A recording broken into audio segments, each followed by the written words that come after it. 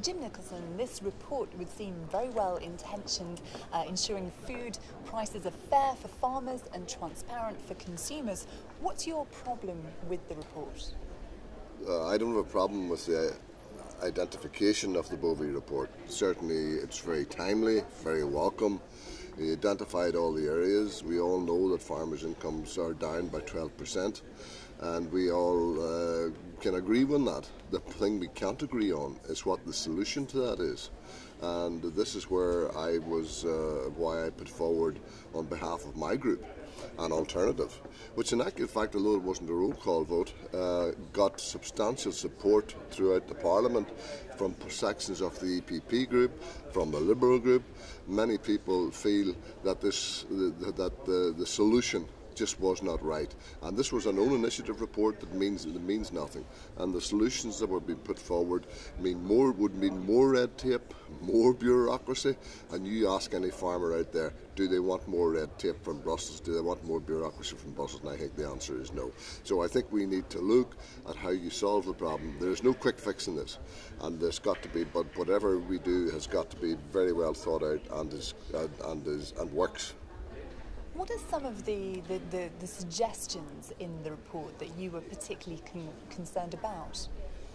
Well, some of the areas in which they were trying to, in actual fact, over-regulate, for instance, stop supermarkets selling buy 2 for 1, or what they call back home loss leaders, where the supermarkets try to attract people in to buy more food and giving them an offer in a certain brand. I don't think you can actually go that far to dictate to the supermarkets and get into telling them how to run their business. I think it's our job to make sure that on the agriculture side, for instance, one of the other things that's identified in the report is that they estimate that 30% of food produced is wasted. Now, there is something I think we should look about and try to put right, and there's a tremendous opportunity for us to come together. Farmers need to also look, are we actually, are we doing enough to come together to increase our buying power, to actually put the pressure on the supermarkets? So the supermarkets have their job to do, the producer has their job to do, the processor also has their job to do, and everybody needs a fair income. Because if there's not a fair income, there'll be no farmers, there'll be no processors, and there'll be no supermarkets. But it all goes back to the security of food supply. And what do you want? And we're going into a period now, over the next 3 years, where we're going to reform the CAP and bring the CAP, the biggest reform that's going to be happening in the last 20 years. And this, we're going to move it and set the CAP ready for the next 20, 25 years. And we will be setting the scenes for that. And we have got to deal with all these things. Volatility. Look at what happened over the summer period to the price of wheat. There's going to be no cheap food this winter. There's going to be no cheap bread. This is what driving up is volatility in the market, and we're doing nothing to identify that. And that is where I think we should be concentrating our efforts as farmers. There are other suggestions in the report about setting up observatories, regulatory bodies. What do you feel about some of those suggestions? Well, I'm totally in favour of every country having an ombudsman to be responsible for this, to regulate. But I don't think we need one European-wide.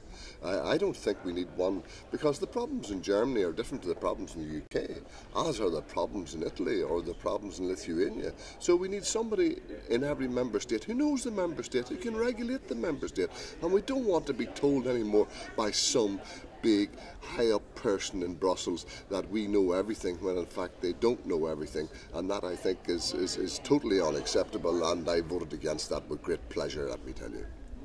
So then, what is your answer, if you like? I suppose if you had the answer, you'd be a very popular man in Brussels and back in the UK.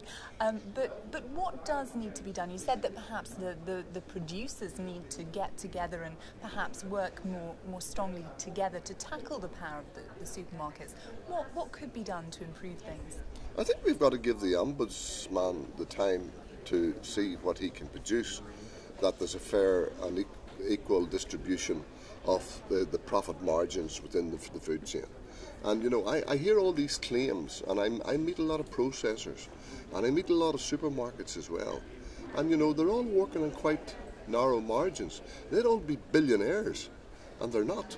So, farmers have got to realise everybody has got, and as just processors and the supermarkets, because if the farmers are not there, they will not produce the food. But then the processors won't be there, and the supermarkets will have no food. They'll have to buy it from outside the European Union. They'll have to import it. Okay, everybody wants cheap food, but there is no thing as cheap food.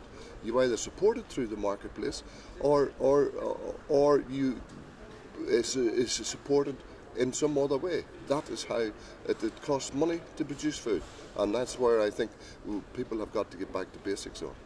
What now happens with this report here? Does the European Commission have to take on board those ideas in the report, some of them that you're very concerned about? What's the next move? No, this is a known initiative report. It comes to the Parliament's committee. The Commission can take recognition of it.